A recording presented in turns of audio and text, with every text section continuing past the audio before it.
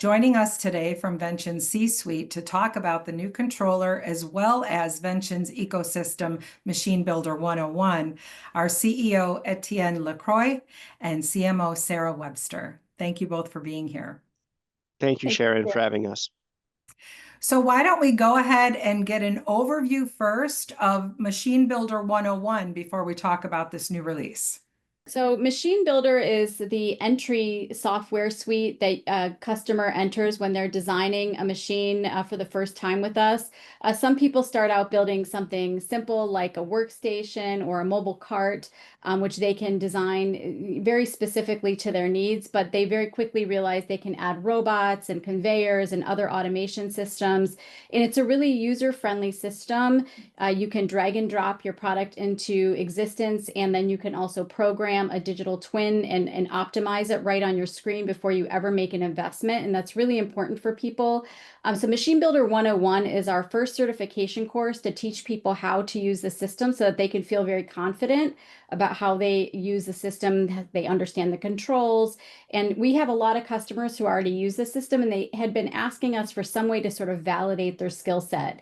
And so what we've done is we've created this program where they can go take the test and get a certification that shows that they know how to use the system at a basic level. And we'll be upgrading this over time to add new courses.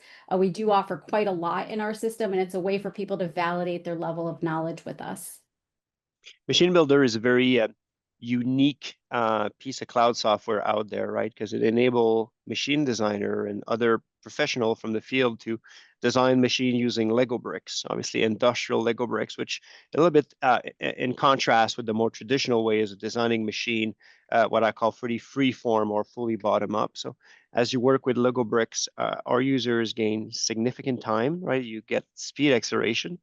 But more importantly, you see price in real time because each bricks or parts, whether it's a robot, a sensor, a motor, an actuators, and around 3,000 other Lego parts have prices. And that brings a design process that is transparent from a price perspective from the get-go as you progress to your design. So that's bringing Machine Builder, which has been designed for usability and ease of use, to even more people with very accessible training. Why don't we talk about how does machine motion AI differentiate itself from traditional PLC controllers in terms of architecture and performance? Absolutely. So we're all familiar with PLCs and the surrounding device around a PLC is whether it's a drive, whether it's a power supply, whether it's a safety system, and usually all those components gravitate around the PLC, and we create custom automation enclosure.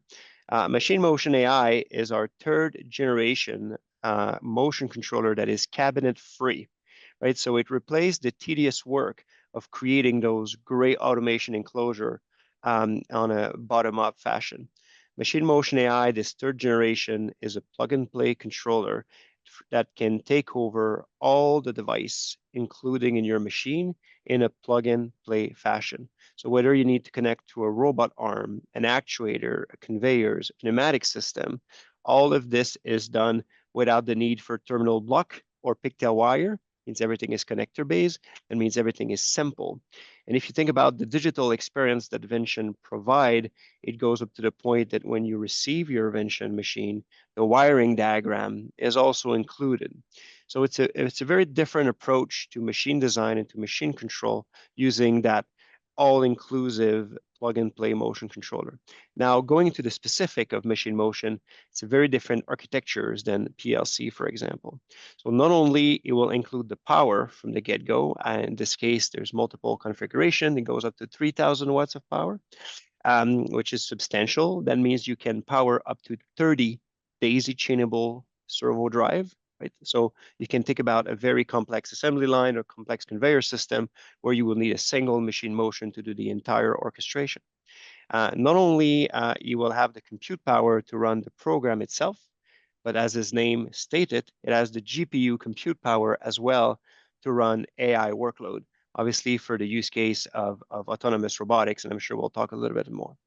Another key difference is Machine Motion AI is programmed with tools that are usually ubiquitous to the massive software developer, notably Python, right? Python is a very simple and widespread a programming language that is heavily used in robotics and mechanical design. And Python is one of the main mechanisms by which machine motion can be programmed. And last but not least, you end up also with a fully integrated and safety system within machine motion. Safety is always very tricky. There's always a rules and regulation. Designing complex safety chain for complex machine is very tricky. So when you get machine motion, not only you get the plug and playness, you get the power, you get the GPU to run the AI workload that you need, and more importantly, you get a already baked in safety system. So you no longer need to go after the design and the programming of those custom automation controller or enclosure. And obviously it translates to speed and the cost savings for a machine builder. So, you were talking about the GPUs. Can you explain the significance of incorporating the NVIDIA Jetson AI technology into this Yeah. controller and how it impacts the machine design? Well, there's so many ways to change, but we're going towards a world where a robot cell is governed primarily by AI foundational model. And in this world, what you need is GPU and compute power, and a bit less so of PLC. It's not that PLC are going away; they're going to be a very key, important devices of the robot cells or the automated equipment. But they used to be the centerpiece, and I think that centerpiece will slowly fade to create space for GPUs or GPU-powered device like machine motion. So having NVIDIA Jetson technology is key because in a world of autonomous robotics, where robots are no longer programmed in a prescriptive fashion, robots are autonomous devices that are there to accomplish a task. For example, grab various type of SKUs in a given bin and place them from an unstructured fashion to a structured fashion without having to program every pick point. There's a lot of compute power that are needed to do various tasks, right? From augmented the camera with proper foundational model for stereo vision, detecting segmentation of the various objects that are often overlapping each other's with very poor light condition that we find in factories, from finding the object pause of each object in the bin, from understanding how to grasp a certain object. And there's foundational model now that are helping out with those tasks. And obviously that deserves some compute power that are needed. So bringing NVIDIA technology and GPU into machine motion really opens the door to autonomous robotics. I would just like to add that, Etienne walked through a lot of the technology reasons that MMAI is, a great investment and a step up towards the future. But I think if you just take a step back and look at your control device as an investment in your business, you're not going to, it's something that's going to protect your business for the long term and to also give you more power than you can get out of a traditional structure. It's going to save you time. It's going to save you money.